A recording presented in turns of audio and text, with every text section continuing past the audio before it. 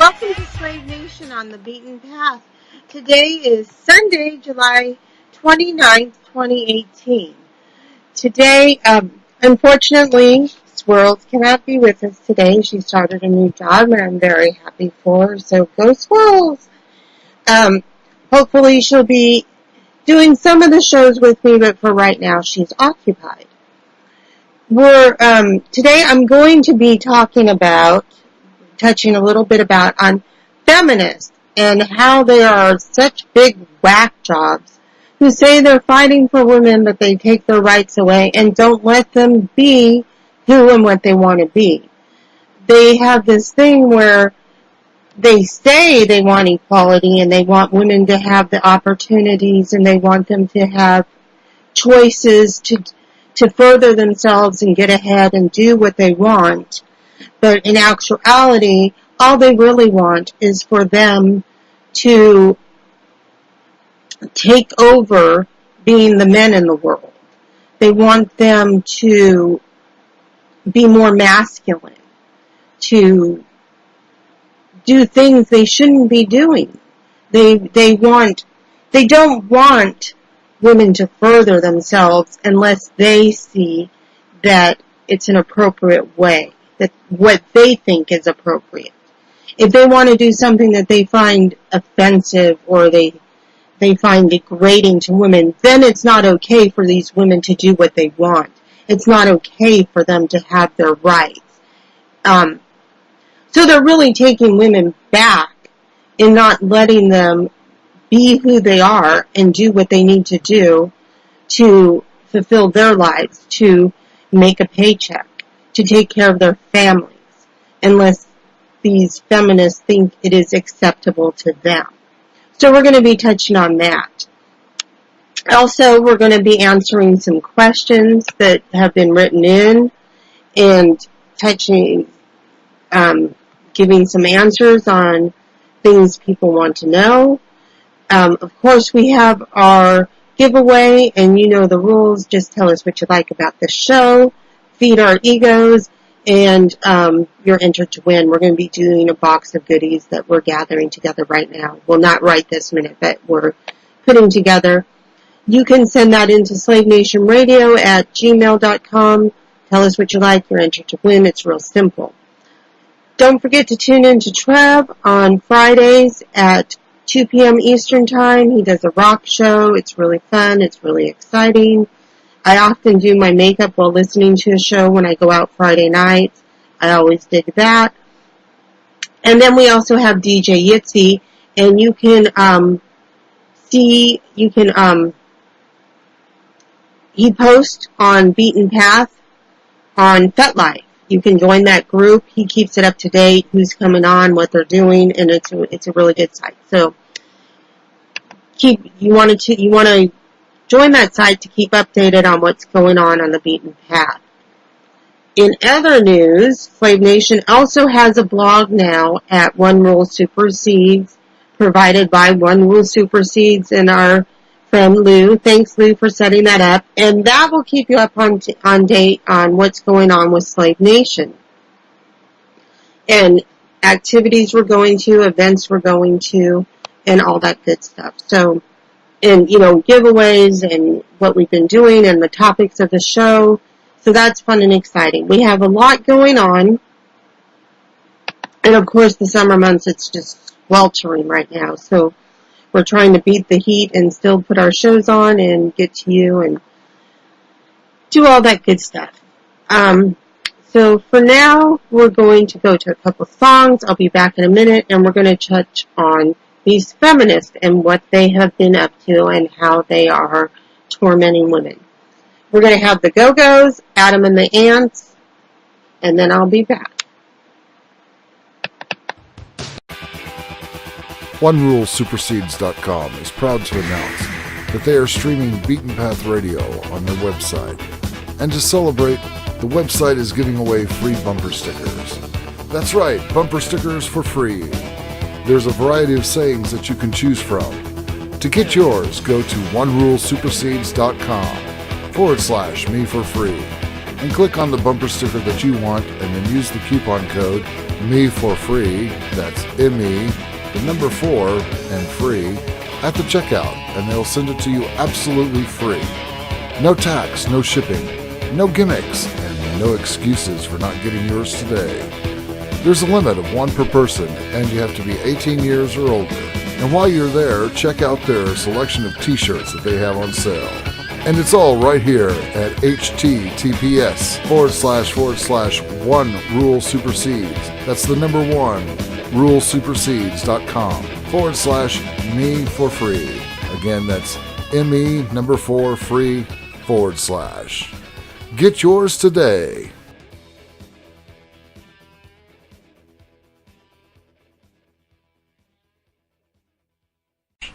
Get yours today. Slave Nation on the Beaten Path.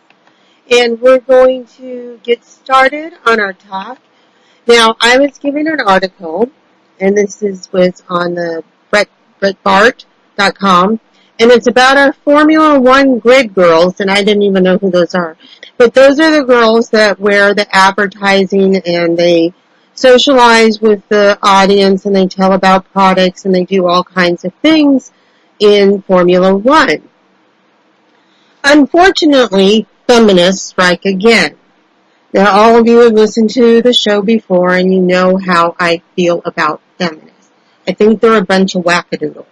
They are just absolutely out of their minds, and they talk about equality for women, about letting women do what they need to do, giving women more rights, when in actuality, all they do is interfere with women and what they want to do.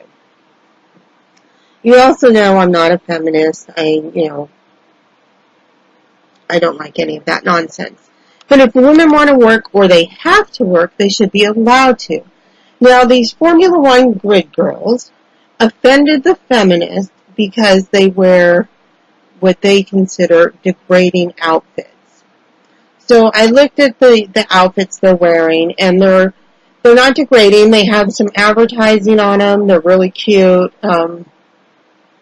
Most feminists cannot pull these outfits off. They're just, the first photo on the article, they're wearing these cute little yellow shell jackets and kind of like cheerleading skirts, white cheerleading skirts with just some plain tennis shoes. There's nothing degrading about them. They're really cute. A lot of the other outfits are little lycra dresses, I guess hot shorts. What are they? Hot pants, hot shorts. I'm not sure. And little shirts.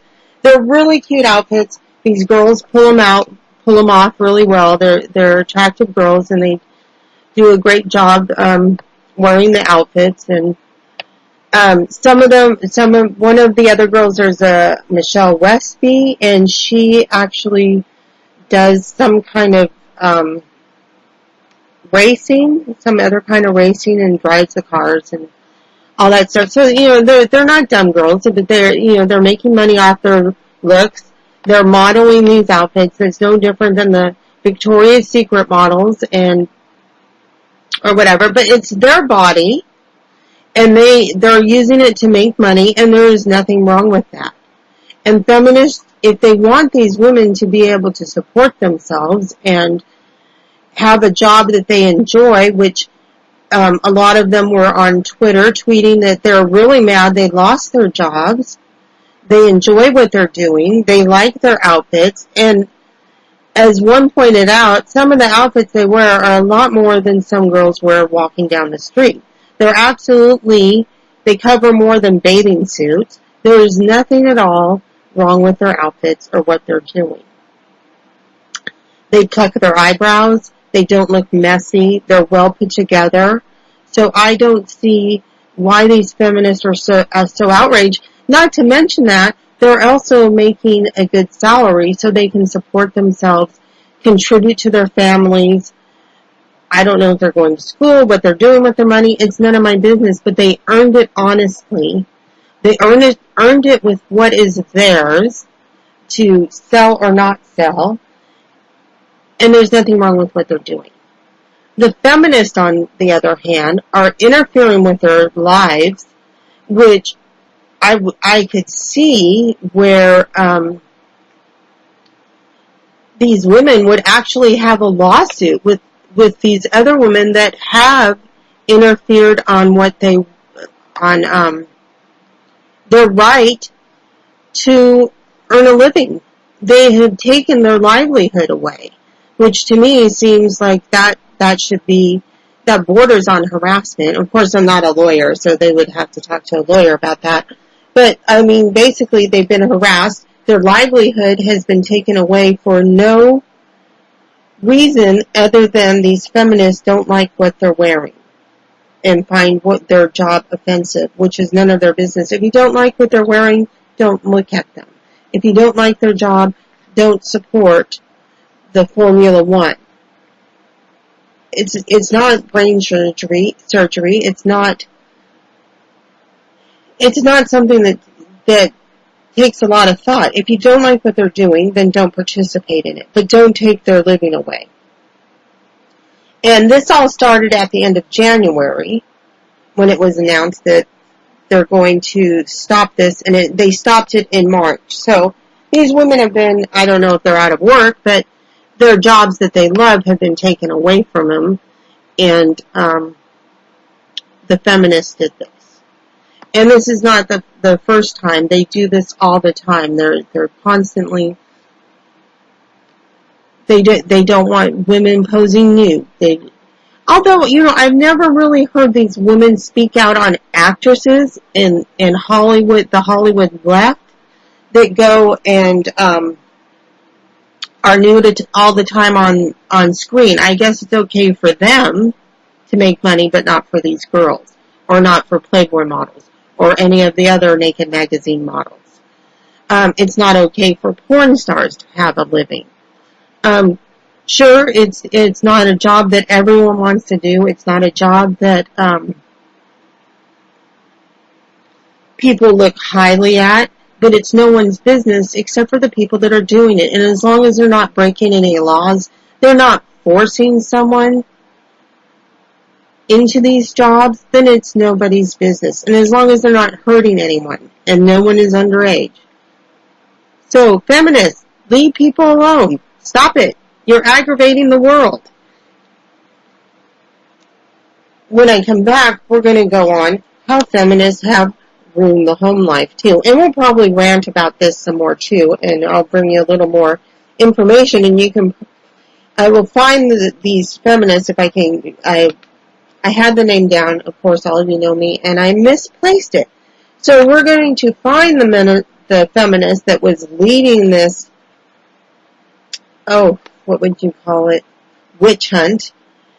And you all can find their email and stuff, and I'm sure they're not hard to get a hold of. So we're going to go to some more music, and then we'll be back. Back to Slave Nation on the Beaten Path.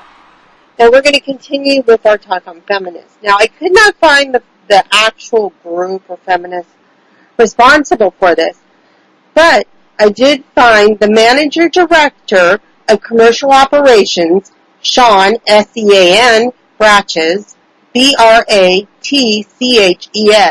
is the one who ended the Formula One grid girls. And his response was, he feels that their custom does not resonate with our brand values and clearly is at odds with modern-day societal norms. Well, it's unfortunate that they caved to these feminist radicals that destroyed these girls' livelihoods.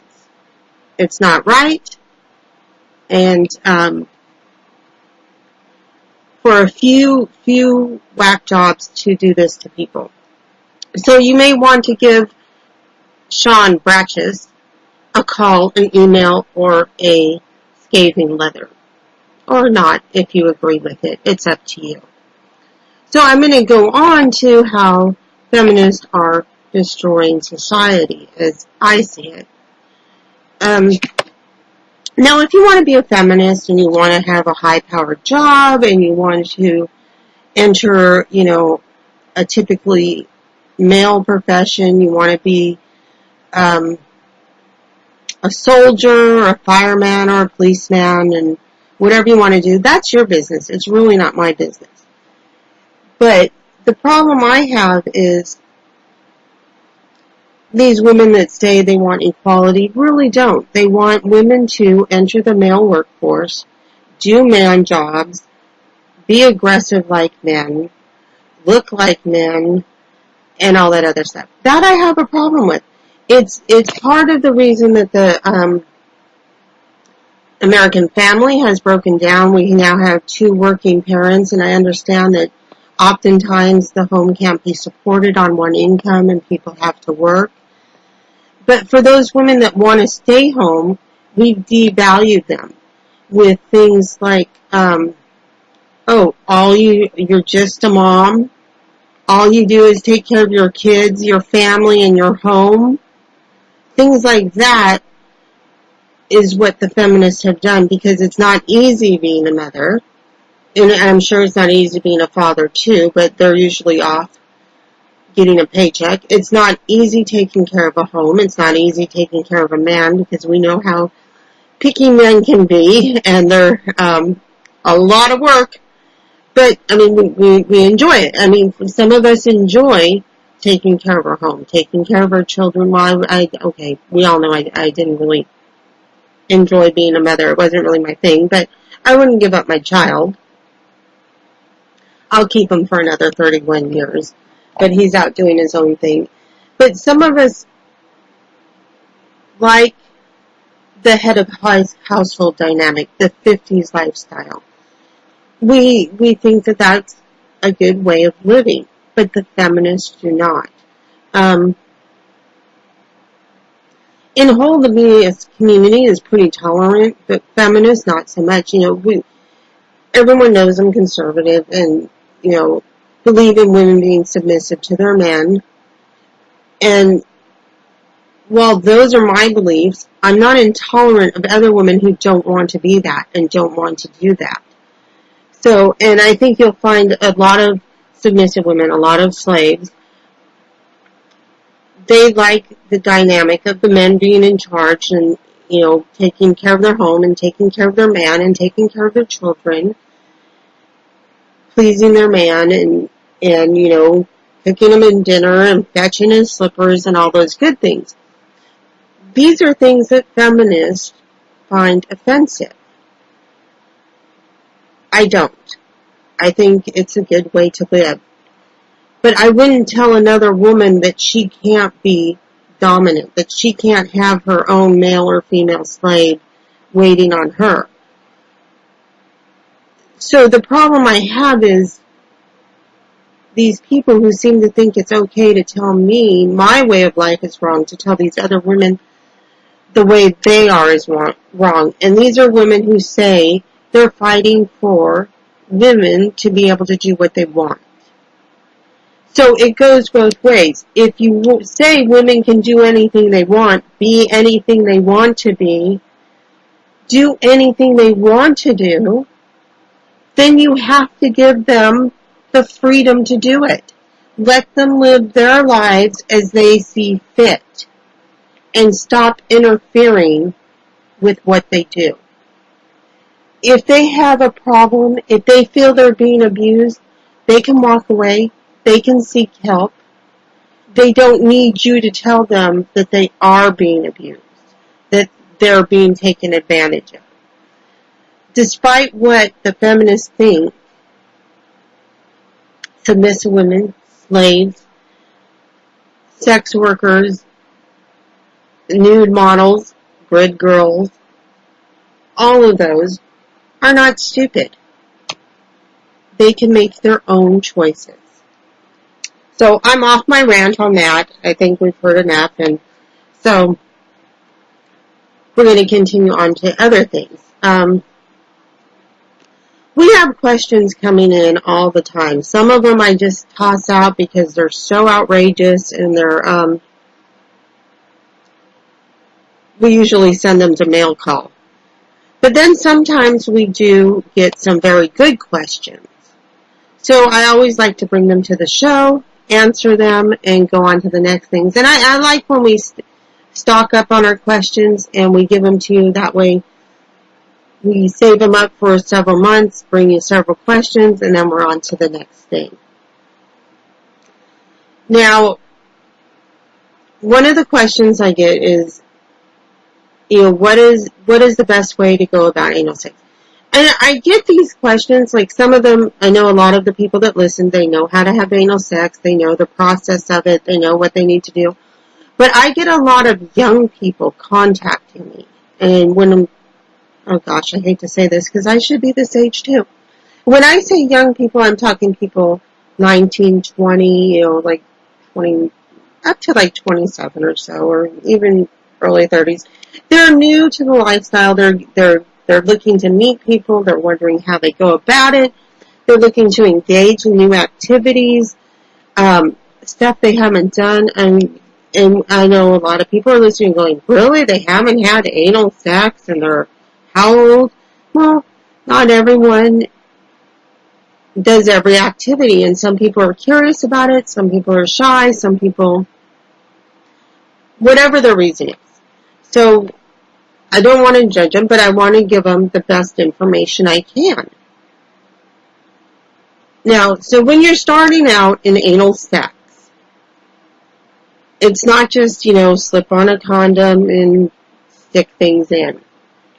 And anal sex can include, it's not really sex, but you can put butt plugs in people and your fingers and your penis or whatever you like. And there's all kinds of things you can insert.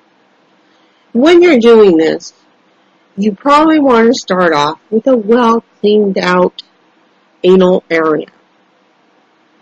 So if you know you're going to be engaging in anal sex, if you have a few stray hairs or whatever, you may want to get them waxed off so you have a nice, clean, smooth surface.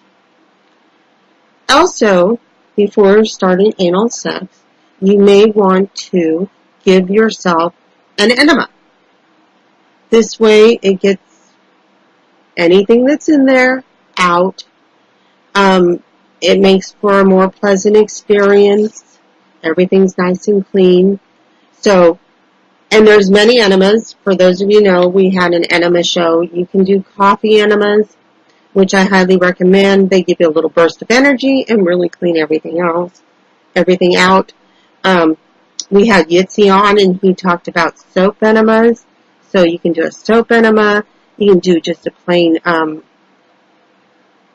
you can just buy an over-the-counter enema. You can get an enema bag. There's all different kinds you can do. If you're going to do an alcohol enema, I really do your homework because they can be very dangerous.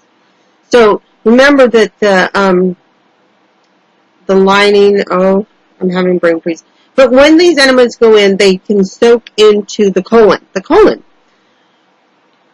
They soak into the colon, and the colon absorbs all this stuff very quickly.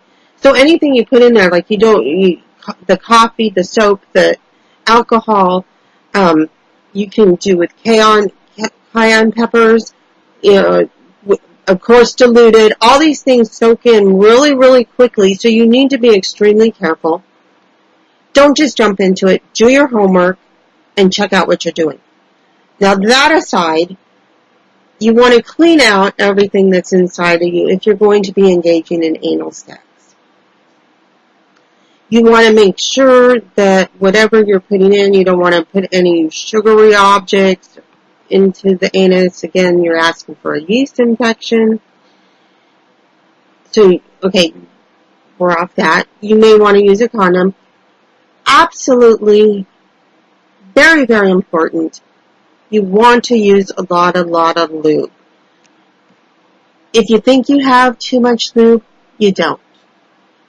Add some more. Lube is very, very important in anal sex. It makes things a lot easier. Now, if the person you're going to be having anal sex with is very well endowed, and this is your first time, or you haven't had it for a few years, You may want to start off a little slower, and this is where the butt plugs would come in. Wear them for, get a nice thin one to help you expand and break you in and get you used to it. Wear it for, a minute or two each day and help stretch you out a little. Because something very big, and if you haven't had anal sex before and you haven't had it for a while, you don't want to go from anal sex to fisting right away. Stretch things out. Be careful. You don't want to rip the anus. That's why lube is so important. And you want it to be a comfortable experience, or, you at least don't want to damage yourself. As with every activity, look up these things for yourself. But that's my advice to you is, if you haven't had it before or haven't had it for a while, try a small butt plug and start working things and getting them prepared for anal sex. Wax, shave, whatever you prefer. Make sure the area is nice and smooth for a better experience for everyone. And enemas. Use an enema so you're all cleaned out. It'll be more comfortable for you. It'll be cleaner for them. It'll be not so messy. Do not let them stick their penis in you after it has been in your butt. Have them go wash it up, or have a cloth on the side of the bed. You don't want to get an infection. And that is my advice on anal sex. When we come back, we're going to be talking a little on foot worship and foot sex. We've been asked about this a little. So I'm going to go to a couple songs, and I will be back again. And I hope you're loving the 80s. I love the 80s. They're so awesome. We'll be back after a few songs. Vacation on the beaten path. I hope you're enjoying today's show in this terribly, terribly hot weather. So we were going to talk about feet now. The question I have is, it starts, I like feet. What do I need for foot worship, and can I suck your toes? No, you cannot suck on my toes. I guess, now I know foot worship is very, very popular. A lot of slave boys really enjoy it. They have a big thing for feet. They like the heels. But then dominant men like heels and feet as well, too. And stockings and all that good stuff.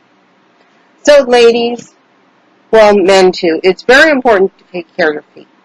Really recommend foot care, regular pedicures if you can. If you can't, you can do them at home. It's not hard. Soak your feet. Make sure your cuticles are, all taken off and trimmed up. Your feet are nice and soft. Get a good foot scrub, a nice pumice stone, or I prefer the pumice sponges, the colored ones. Use lotions on your feet. If you have terribly, terribly dry feet, you can smother them in Bag Balm. Bag Balm is the stuff that was originally made for cows' udders when they're milking and stuff, and it makes it really soft. And it's like some of the best stuff I've ever found. You put that on your feet if they're dry and cracked and all that other stuff. Overnight, your feet will be moisturized. You won't believe how good your feet look. So keep your feet nice, looking nice and cared for. Trim up your toenails, paint them if you like, for women, and some men like to paint their toenails too. So keep your feet cared for. Now, for foot worship, it's not really difficult. A lot of people, you need to know. I would look online. They have the anatomy of the foot. Find the pressure points, because this is mainly for the male slave that will want to, and female slaves too. Give your masters a good foot rub. Show them how much you appreciate them.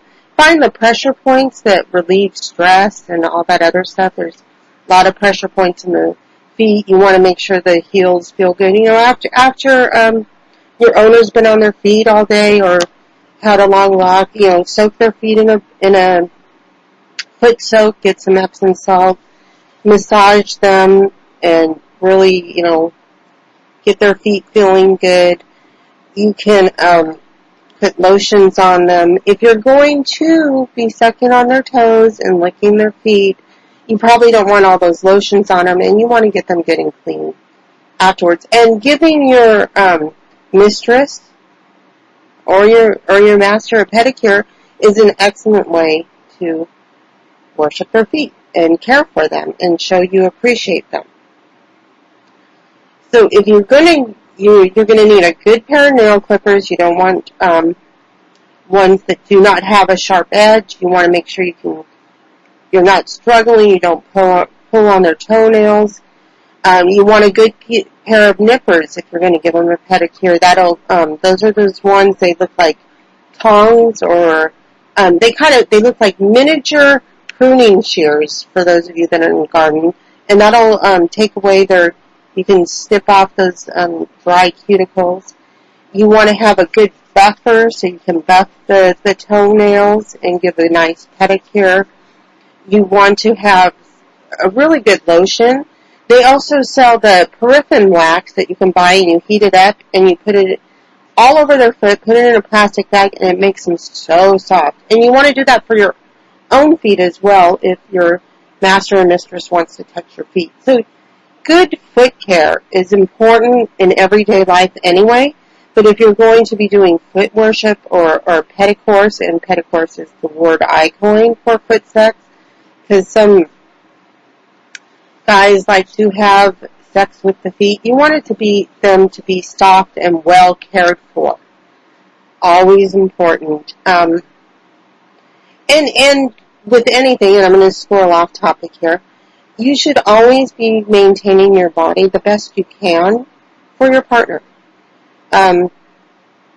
Eat stuff that's good for you, which I don't always do.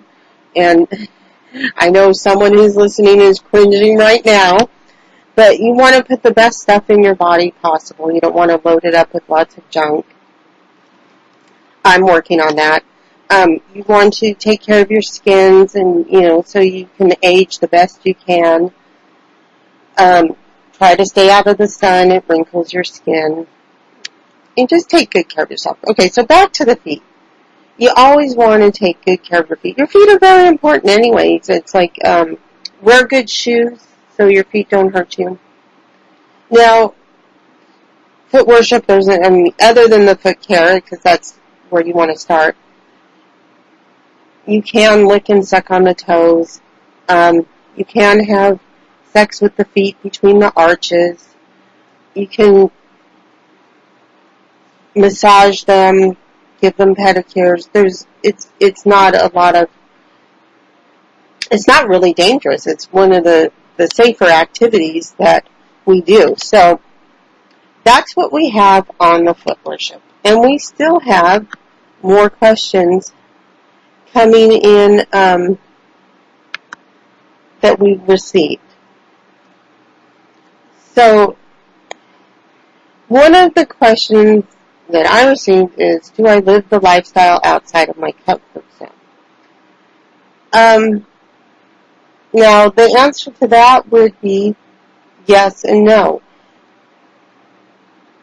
Right now, I don't really have a master, but when you get one, you're always going to be pushed outside your comfort zone. Will they do things to harm you? Good masters will not.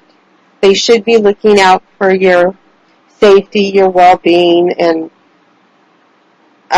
caring for you and making sure that you're in the best mental and physical health you can be. Will you have to do things outside your comfort zone? Absolutely. You're always going to have to do things outside your comfort zone, whether you're in the lifestyle or you're just doing everyday things. We all do things that make us uncomfortable and that we don't like. And that doesn't mean they're harmful to us. They push us. They push our boundaries. And they make us a better person. They open our minds. We explore things. And sometimes when we're outside of our comfort zone, we find that these are things that we love. And even if we don't love them, and we've discussed this before, we get satisfaction out of seeing our owners happy and content. The rewards of doing things that make us uncomfortable far outweigh the uncomfortableness. Except when you're doing slave positions. Slave positions. Okay. We should get back on this. I should probably start doing those slave positions again. We'll not even touch those today. But yes, when in the lifestyle, you do have to do things outside your comfort zone. There are lots of things we always have to do. We should do them to the best of our ability, and we should do them with a willingness to try to do our best, to try to enjoy them, and not just squeak through them. There we go. Another question is, what do I find pleasurable about the lifestyle? There are so many things that are pleasurable about the lifestyle. I find going to the munches and talking to different people very pleasurable. I love that. I love that we meet all kinds of different people. And while their lifestyles may be different than ours, they do things that, we're sitting there going, oh my gosh, I could never do that. I find it very interesting to hear what their life is like. I find it very interesting doing this talk show where I explore other things. I'm constantly learning about different activities, and where they might be extreme for me, they're just like nothing for another person. That my mind is always growing and always learning, so I like that. I find it pleasurable to bring this talk show to you where I can introduce people that listen to different activities, that I can bring them knowledge, talk about safety, that hopefully I may be helping someone avoid a disastrous play session or where they injure themselves. I like that I can help slaves be better slaves.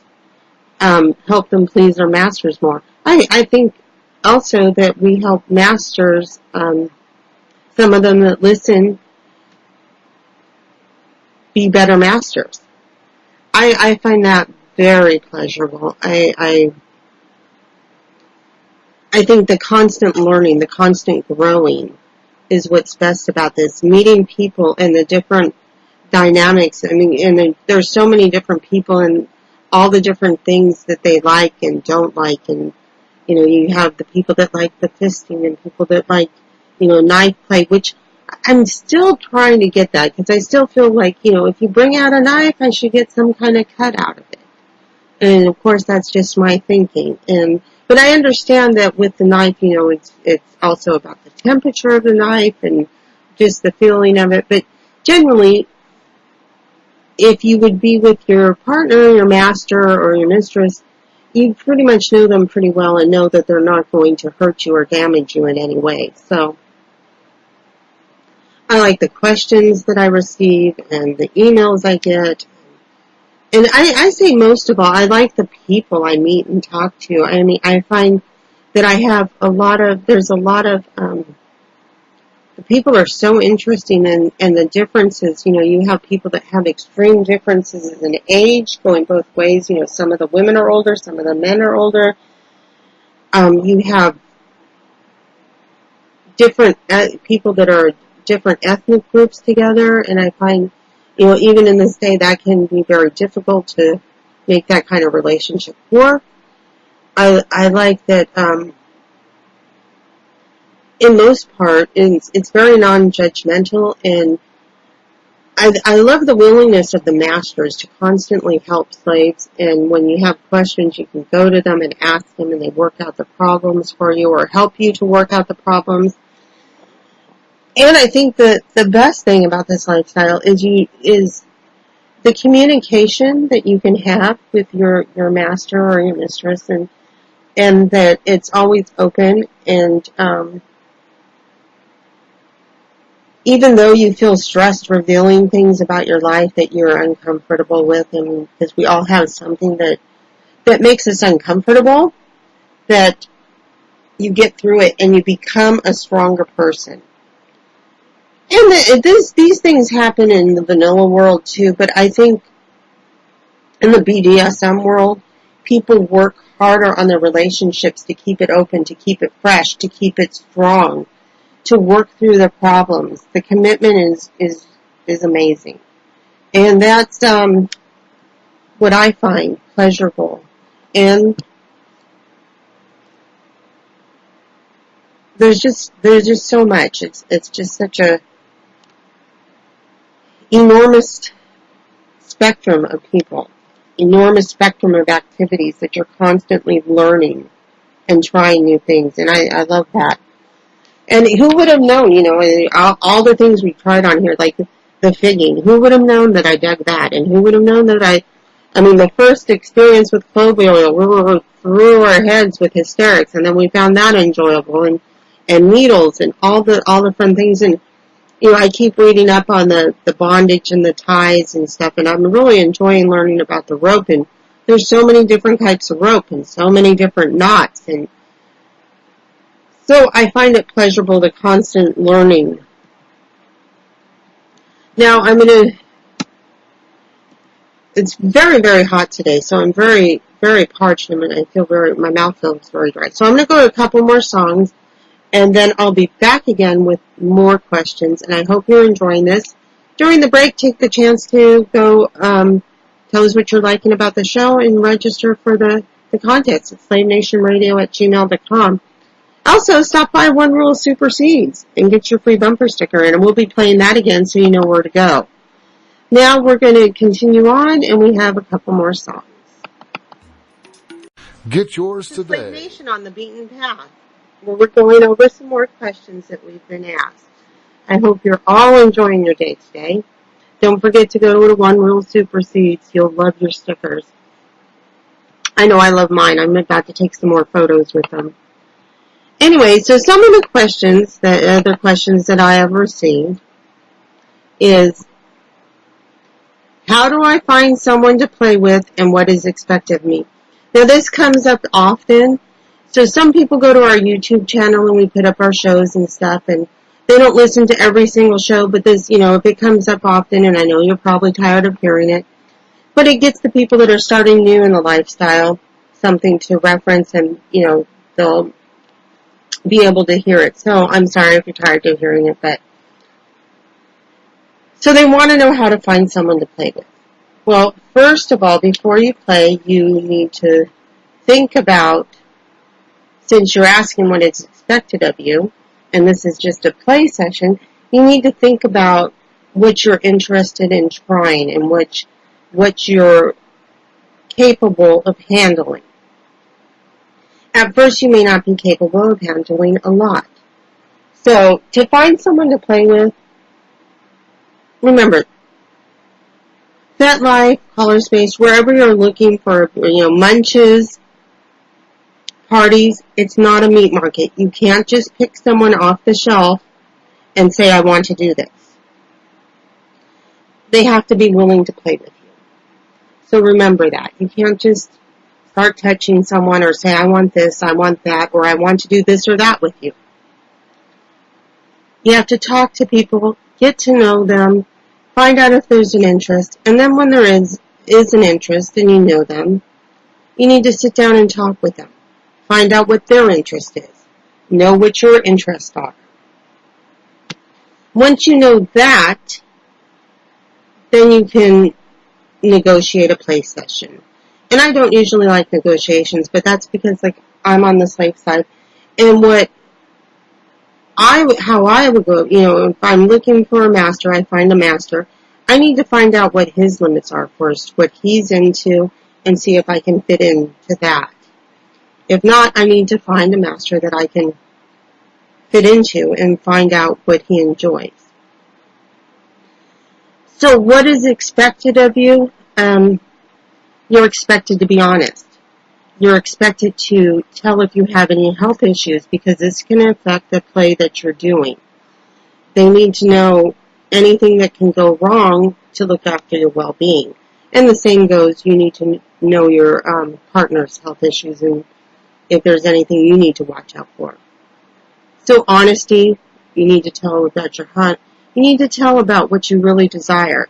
And sometimes that can be hard because you're just not used to being open. You're shy.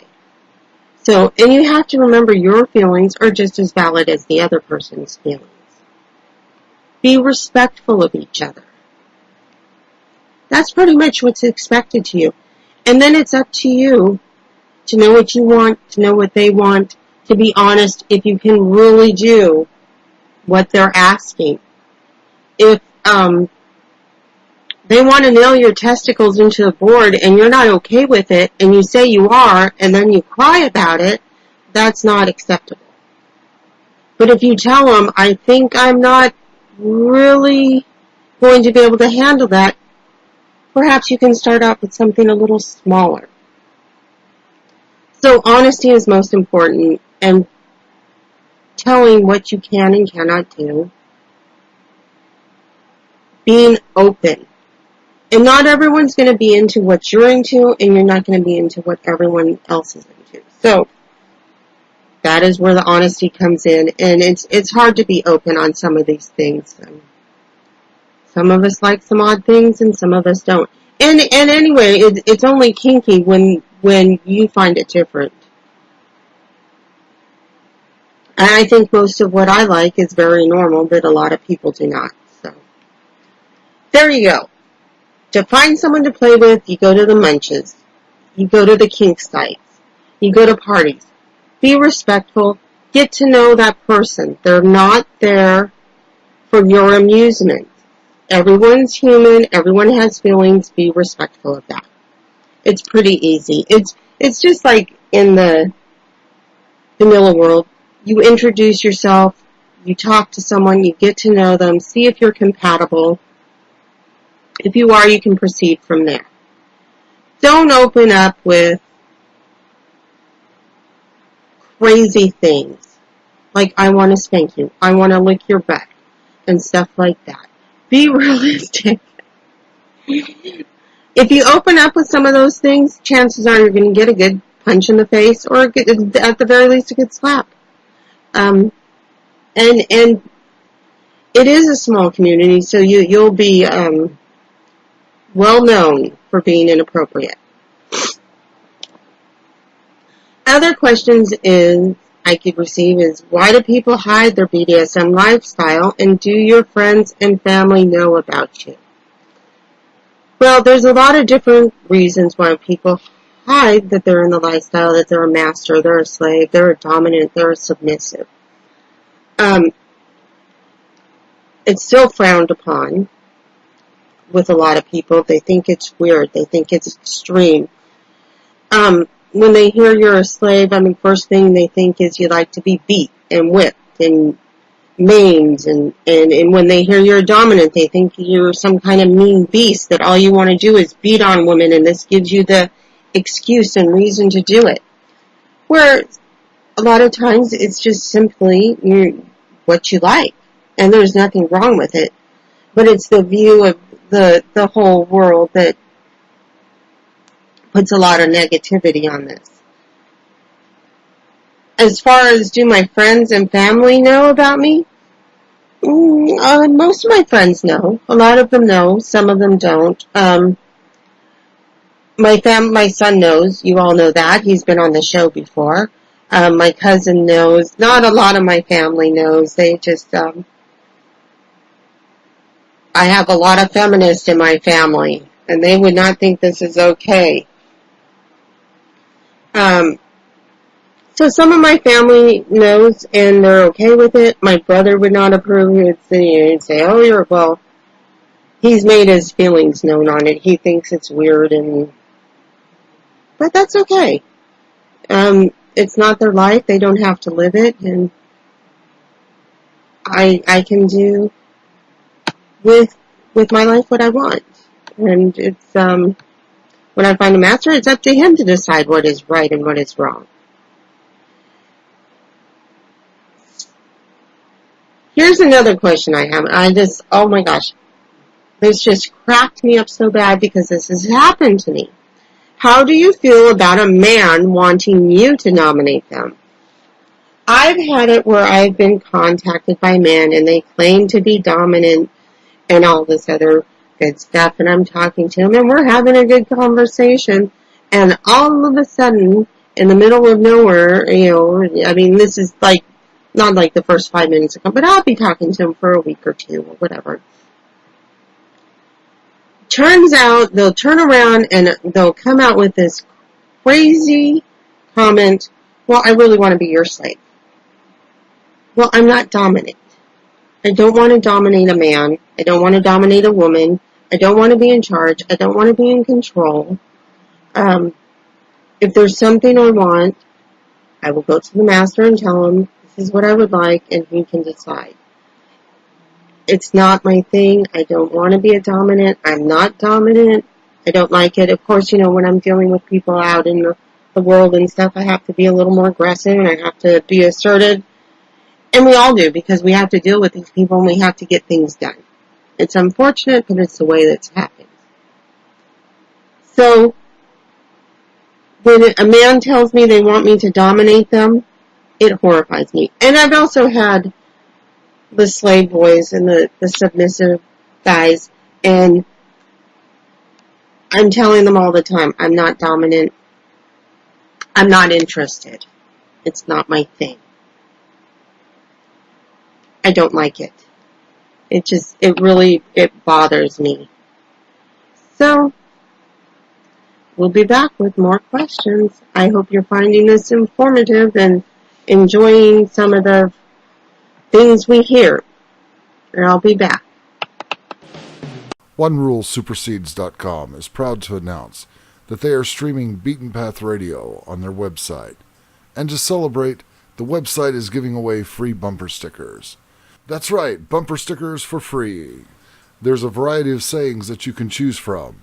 To get yours, go to OneRuleSupersedes.com/me for free and click on the bumper sticker that you want, and then use the coupon code me for free, that's ME, the number 4, and free, at the checkout, and they'll send it to you absolutely free. No tax, no shipping, no gimmicks, and no excuses for not getting yours today. There's a limit of 1 per person, and you have to be 18 years or older. And while you're there, check out their selection of t-shirts that they have on sale. And it's all right here at https://OneRuleSupersedes. That's the number 1, rulesupersedes.com/me for free. Again, that's ME number 4 free /. Get yours today.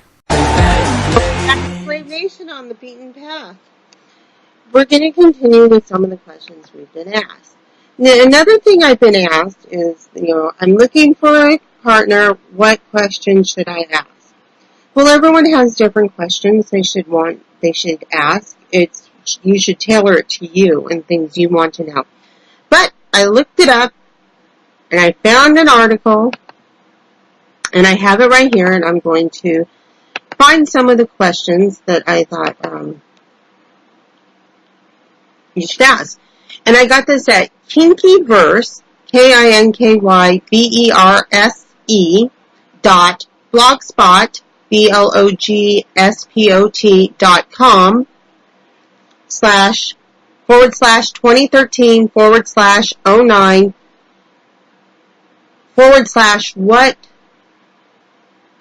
what hyphen questions hyphen should hyphen I hyphen ask hyphen potential.html. I'll post that on FET really quick for those of you that want to look, and then you can read it later. But question is, it says, what question should I ask a potential dominant? And you can often ask these, switch them around, and they're pertinent to the submissive as well. And so some of the things you want to ask, are you single? Now, I understand that, some people are not single and some people don't care if you're single or not. For me, it's an important one. I don't want someone who's married or involved with someone else. It's just not something I'm interested in. So this is a good starting area. Are you single? And if they're not single, does their partner they're with, their wife, their slaves, some of them have multiple slaves, know that they're seeing other people? That's a good question to start with. If you're not single, and here it comes, do your other partners know you're playing outside the relationship?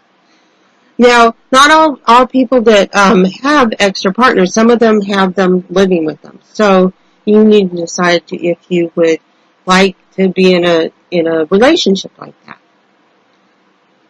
Are you poly, open, or swinger, etc.? Now, this is important too, because some people want to swing, and some people are okay with an open relationship, and some people want a poly. So these are all good questions. And then you can ask them after that, what does poly, open, swinging mean to you? And that's a good question as well. And because each person has a different definition of what these things mean. If you ask 100 people, what is a slave to you? And you can get 100 different answers. You ask them, what is a master to you? And a lot of people, they intertwine the submissive slave, the master dominant. So it's a good question to ask. What does it mean to you? Because you two may have totally different definitions. What does a DS relationship look like to you? So are they looking for a DS relationship, a dominant submissive, 24/7, total power exchange, head of household, 50s, or do they just want someone to play with on the weekends, to go to events with? Good questions. You have to ask them that, because you may get involved with someone who has totally different expectations than you do, and you want your expectations to match each other's. So, what does a DS relationship look like to you? What kind of relationship are you looking for? The next question they ask is, what do you expect from me if we're in a relationship, and what can I expect from you? It's a good question, because I may be expecting you to micromanage me when you're really lenient and you just want me to check in every 3 days, or, you have very few rules. So that's important. What does a DS relationship look like to you? Because you want them to match as close as possible. That'll make the relationship run smoother. And if you're expecting a full commitment and they just want someone to play on the weekends, you're going to be feeling neglected, unsatisfied, unfulfilled, and they're going to be wondering why you're not content with the relationship. Because ultimately you're going to end up feeling some resentment and everything else. So find out if you match. And what you expect. Now, if you're looking for a dominant, does he want a stay-at-home submissive or a working one? Some masters absolutely do not want their slaves to work, and other ones want them to have a career, an activity, a hobby, something to do other than focusing all their attention on him. So you need to ask that. Do you want a punishment dynamic? Well, I'm not sure. I think punishment, unless you're just playing on the weekend, but I think punishment kind of goes with it if you're in a committed 24/7 master-slave relationship, or even if it's not 24/7, you're living apart, but he's absolutely your master. You see each other frequently, you talk every day. you have a very open relationship, punishment's going to be involved when you do not complete what you're supposed to do, when you do it in a wrong, when you're willfully disobedient, punishment will come up. So you also might want to find out what kind of punishments will they use. That's another question on this page. This is a really, really good page. And I'm not telling you everything they say because you can go and read it for yourself, but I think you'll like it. So what kind of punishments? Because some punishments might be too extreme for you, and I hate personally being ignored. Nothing sets me off more. And you need to discuss that. And sometimes you will be ignored, and it's quite devastating.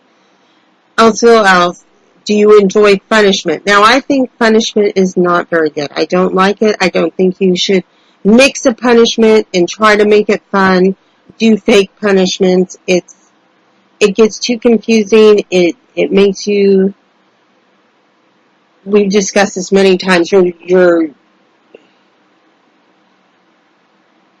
not going to be able to focus. You're going to be wondering all the time, did I really do something wrong? So make it clear that, if they want to cane you, say, I want to cane you. But if you're being punished, it should be stated, this is punishment. This is for my enjoyment, because you don't want to be left confused. And I think that some of the punishments should be set aside just for punishment. You shouldn't really intermix the two. Personally, I don't think it's fun. I think it's confusing. And there's a lot of people that agree with me. And of course, there's some that don't. Some think it's funny to have punishment, behave badly, be brats, whatever, just to get a little spanking or whipping or whatever. And then there are other questions. How much experience do you have, and what are your areas of expertise? You don't really want to have to be teaching your dominant everything. That's not going to be a lot of fun. Some people are okay with it. It's all a personal choice. I would not want a novice dominant. I want someone that's been doing it a while, knows what he's doing, and I know everyone has to start somewhere, but this is my personal preference. Will you respect my soft and hard limits? Well, we discussed that. Everyone, if it's a weekend situation, it's perfectly acceptable for the submissive to have hard and soft limits. But if it's a 24/7, you should really find a master that you fit with his limits. Of course, that's my opinion. You can go ahead and do as you like. It's your life, your relationship, and you have to do what's best for you. So it all makes sense. But and everyone has limits. It's just finding someone that you can adhere to his limits. You might want to ask him, can he be patient if you run into things that he might want to try, or you might want to try, but need time to wrap your head around, become okay with, to the extent that you can actually try them. Which is, you don't want someone that's going to force you into something that you find truly scaring and that will traumatize you. A good master will take his time and help you get there.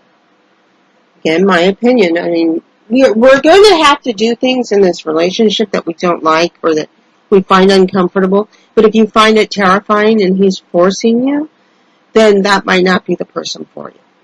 And you have to be honest about how you're feeling. Are you a status? If you're not into pain and you can't tolerate pain at all, this is an important question you need to ask. You don't want to end up with someone who's a sadist, who's going to want to clamp you, whip you, cane you, beat you. And these should be fun activities to you. You shouldn't be going, oh my gosh, he's going to want to beat me. And I don't know if I can handle it. That's the wrong person for you. So that's another good question. Will we go to parties, munches, or public dungeons? If you like going to munches, you like going to parties, you like going to play parties, and he doesn't, he likes to keep it all at home, he likes your relationship private, may be the wrong guy for you, or the wrong woman. You can also ask them, is it okay if you go out alone? There's not a lot of masters that will allow this. Some will. So you want to find that out. I'm sure you wouldn't like your master or mistress going out alone, but again, not your decision.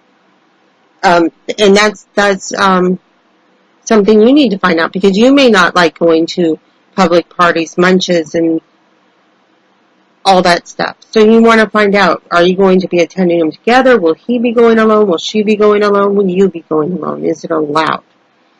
I'm going to go ahead and go to another break, and we'll be right back with more questions you can ask your potential partner.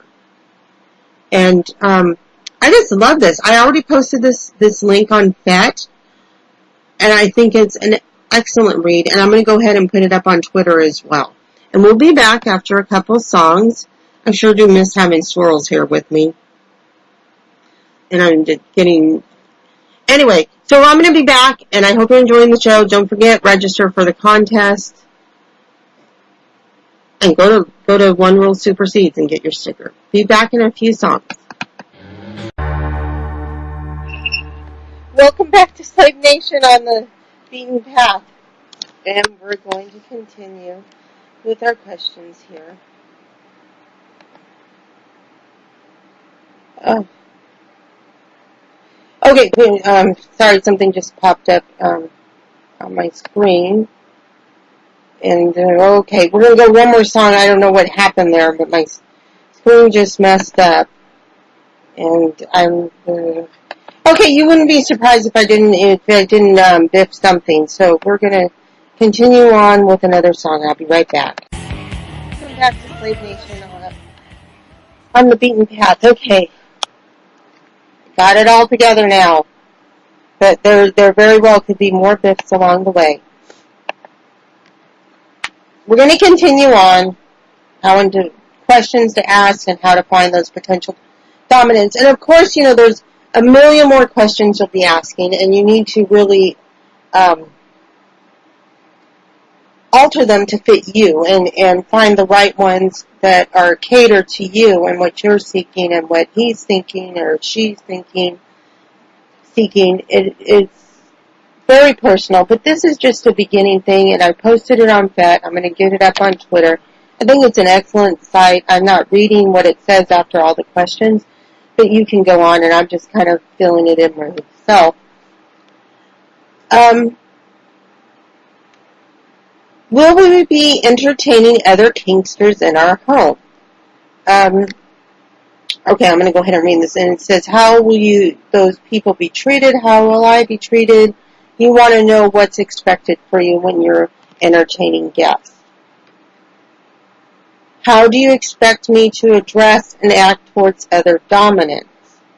Of course, this is up to your master, but I've always found that there's only one person who's really above me, and that's my master.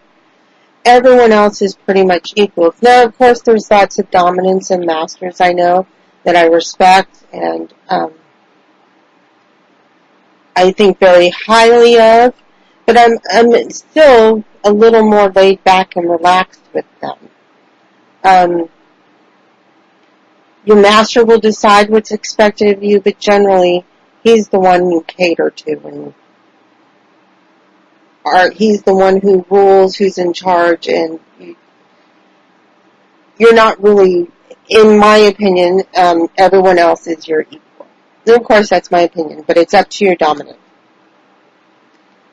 Another question you want to ask is, will you share me? Some submissive slaves are okay with being shared. I'm not okay with being shared.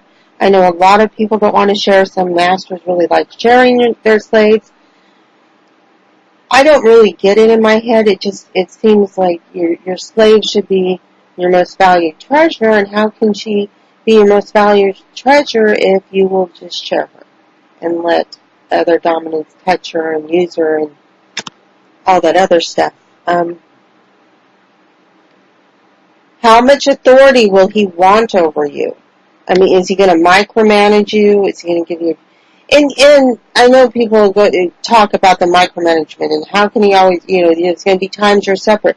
Well, you look back to your rules, what is expected of you, and then you make decisions based on that, what you're allowed to do, what you're not allowed to do. If you're undecisive, because there's always going to be a time where it turns up and you're going to have to make decisions without him, spur him the moment, make an educated guess. And you just do the best you possibly can. But it's good to know how much authority he will want to have over you.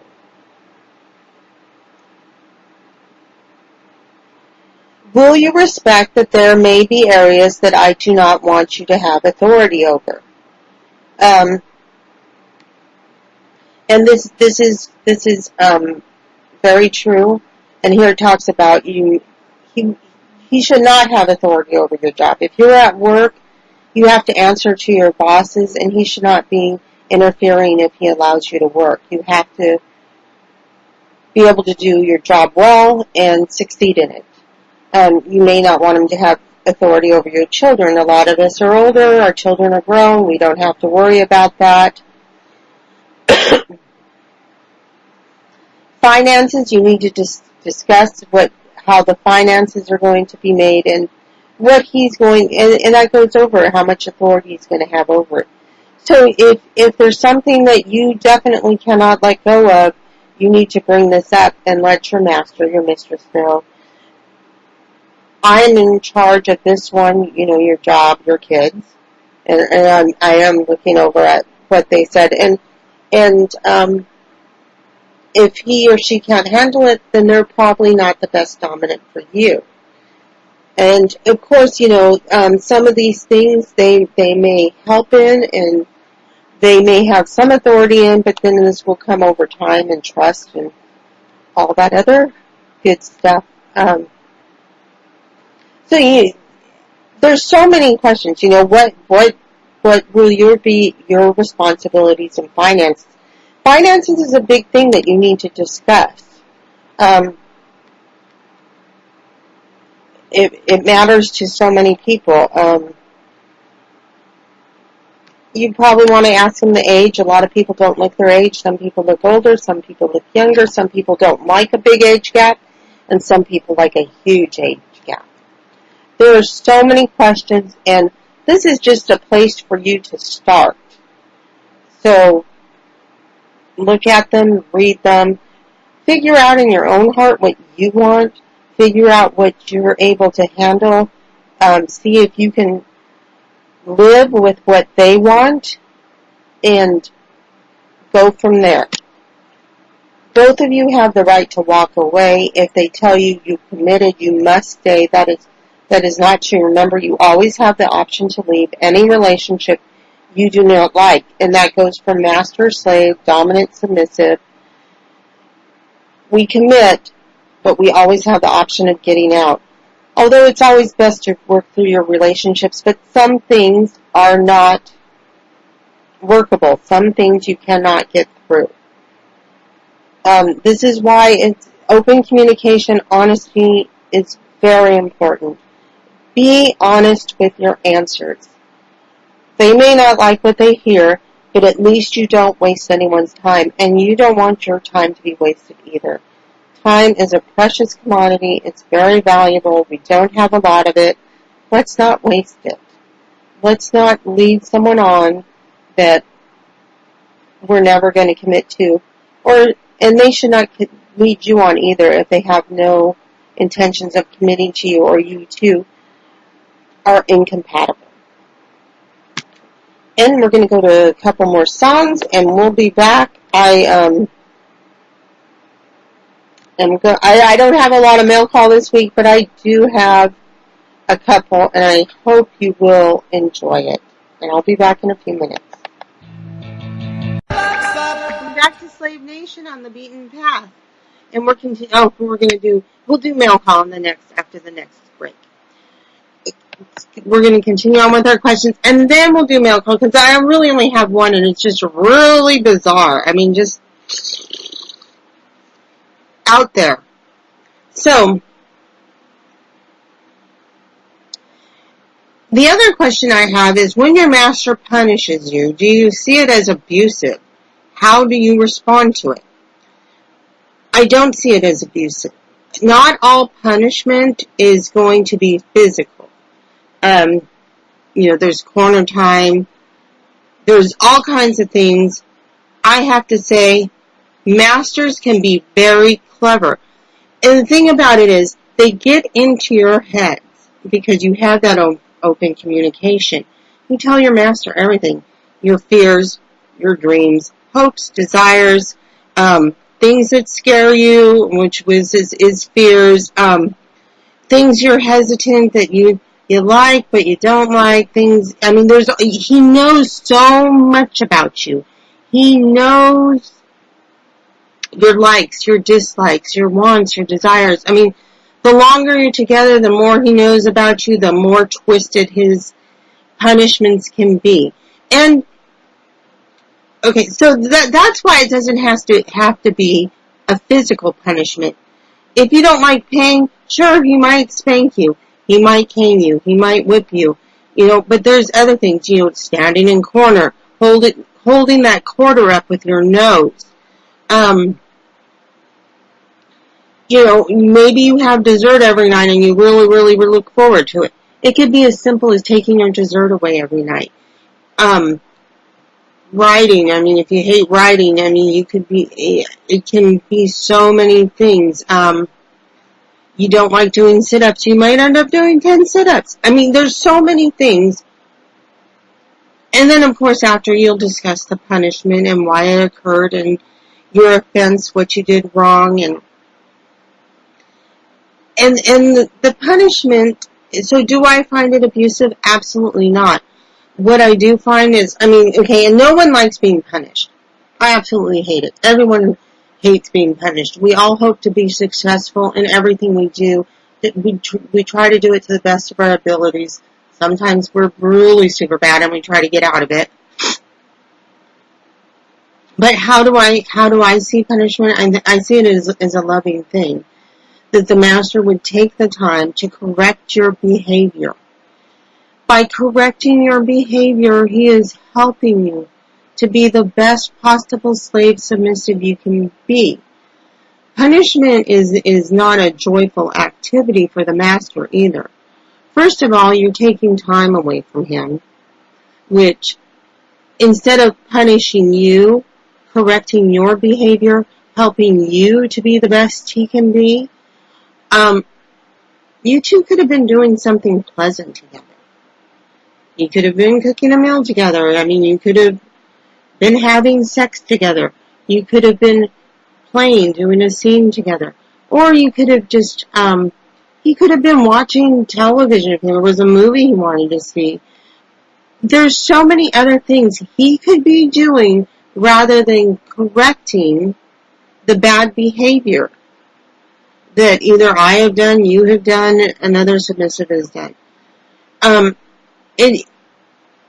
Maybe he had to quit doing, mowing the lawn or doing, we don't want to say that we want to mow the lawn.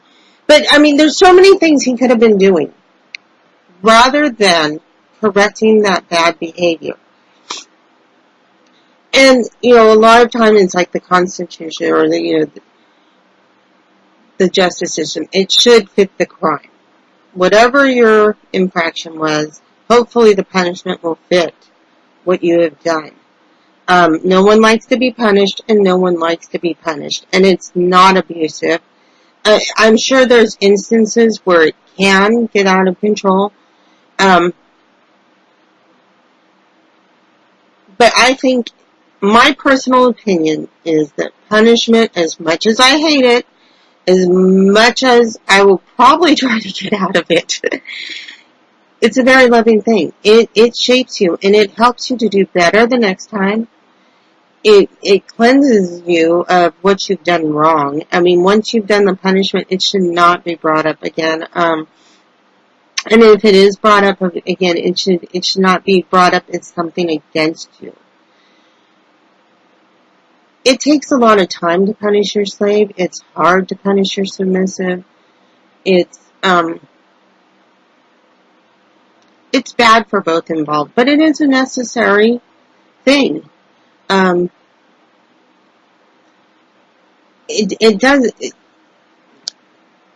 It's so complex, but yet so simple. It doesn't have to be physical, meaning you don't have to be hit, you don't have to be tortured, but it can be something just as simple as putting a chair in the middle of a room and having you think about what you have done. And masters know that the biggest punishment of all is their disappointment. But generally they back it up with something else. So, when you're punished, it really is a kind thing your master is doing for you, that your dominant is doing for you. He is helping you be better. And we should all thank our dominants, our masters, for that. It's just like parenting. You don't want to punish your child, but you have to. Otherwise, you don't help mold them into being the best they can be. You don't produce productive citizens in society. So, there's nothing abusive about a punishment. There's nothing mean about it. It really is a kind and loving act, as much as we hate it. Another question I have is, do I need my own toys? You don't need them. It's a good idea. If you're just playing with different dominants and stuff, it's a good idea to have your own toys. I mean, it depends on what activities you're going to be doing and everything, but, you know, if you're using a butt plug, having your own is a good idea. Having your own vibrators, good idea. Having your own personal lube, good idea. I mean, even though you just squirt, like if you're doing the economy size lubes and it'll probably just be squirted on whatever you're using, it's still nice to have your own. So, you could buy them, your dominant, your master can buy them and give them to you, and they're yours to use on you alone. So, yeah, I would get my own toys. I mean, things like pulleys, I mean, if you're going to be suspended, you don't really need your own. I mean, who cares if you use it? I mean, it's not touching you anyway. Things that are going to be inserted into your body, ball gags, stuff like that, I'd take the time to get your own. It's nice if your master gifts them to you. But if you're playing with multiple people, you have your own toy, you pick up your toys, you take them with you. You don't have to worry about them being used on someone else. So, toys, yeah, buy your own toys. You can find them pretty reasonable. You can also win them on Slave Nation. It's something that's nice to have of your own. It's personal, and you just don't want to share them. I mean, nipple clamps can be shared, but do you want to share nipple clamps that have been on someone else? It makes it more personal, and you feel a little more special when you're not given used toys. So, I guess it's a preference. You decide what's best for you, but you also want to make sure that the toys are sanitized, they're cleaned off, and you don't have to worry about others' germs on them. So, yeah, toys. Get your own. We always say get your own.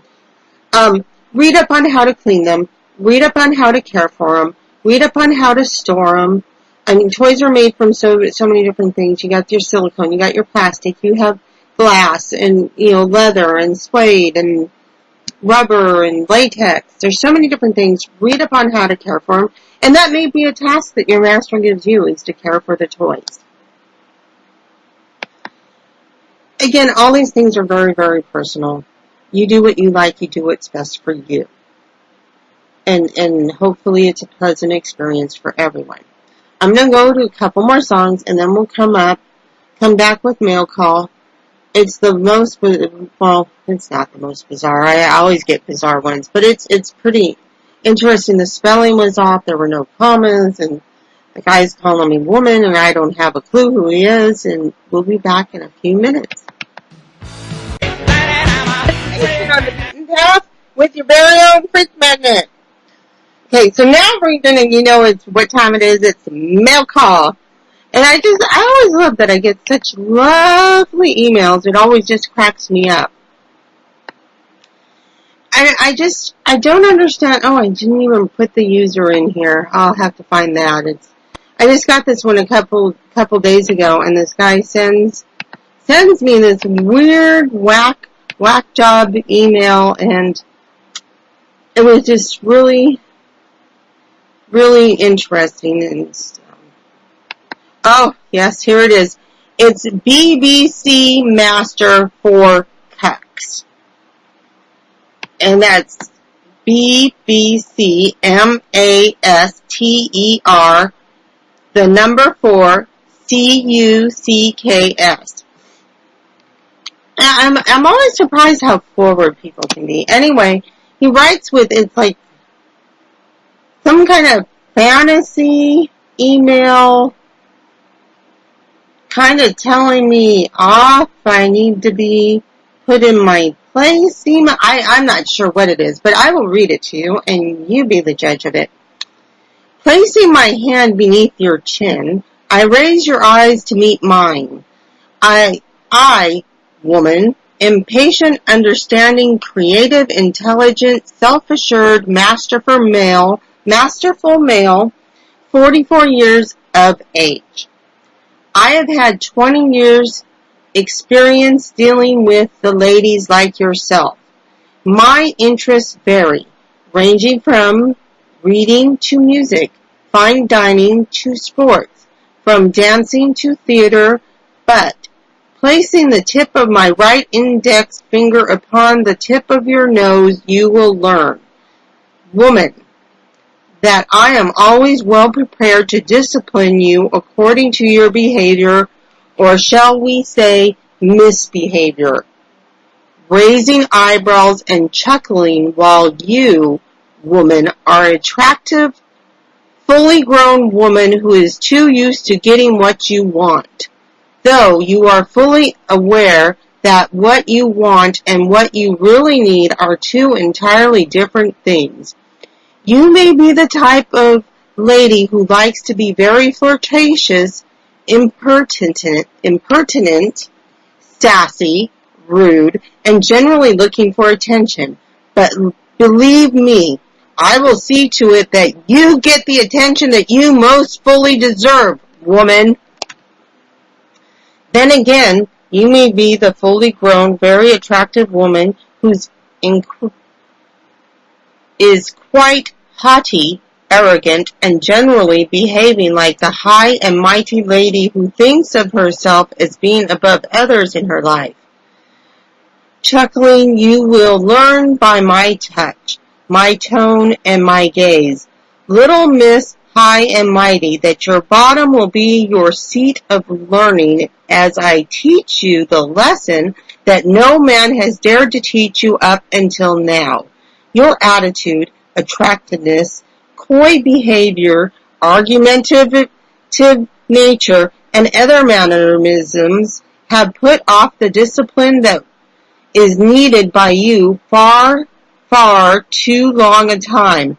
Nodding in your direction, I will definitely see to it that your attitude changes, woman. Your attractiveness has put off the discipline up until now.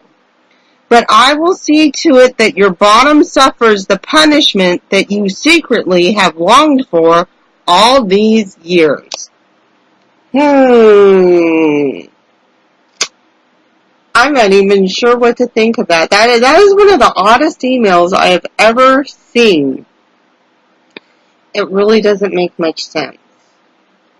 But these are the type of things I get. And I have one more email. But anyone who's interested in BBC Master for Cucks can go ahead and contact him. And it's I don't know why I am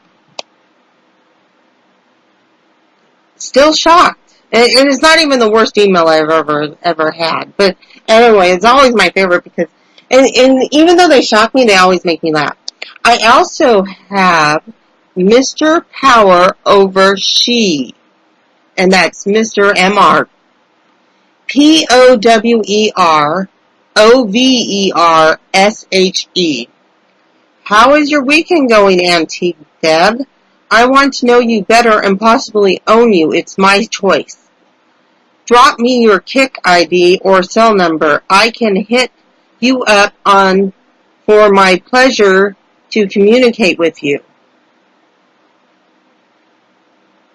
Sure. Wow. So this is, why we do mail call. And he's, I don't get it. I will never understand these. I mean, whatever happened, hello, how are you doing? I'd like to get to know you and see where things go. Highly inappropriate, and, it's not his choice if he owns me. I get to choose who owns me. And then I have to be good. Or be punished. I just don't understand. Anyway, if you have some lovely mail you would like shared with all our listeners, you know where to send it at Slave Nation, oh my gosh, I'm still congested and a little sick, but slavenationradio@gmail.com, and you can also enter our contest today. Tell us what you liked about the show, and you're entered to win. We're going to wrap it up a little early, but not too early. I want to thank Sweet Green Eyes for tuning in. I know you just got tuned in, but I'm glad you joined us. I've been talking to you. Hopefully we can have a good little chat in a couple minutes. And to everyone else who tuned in, thank you. And for everyone who's listening on YouTube, thank you as well. We're going to have another good show next Sunday, and I'm real excited to have you all here. And I'll put on some music for after the show. Thanks for tuning in, and have a good weekend, and try to stay cool. This weather's outrageous. Have a good night, everyone.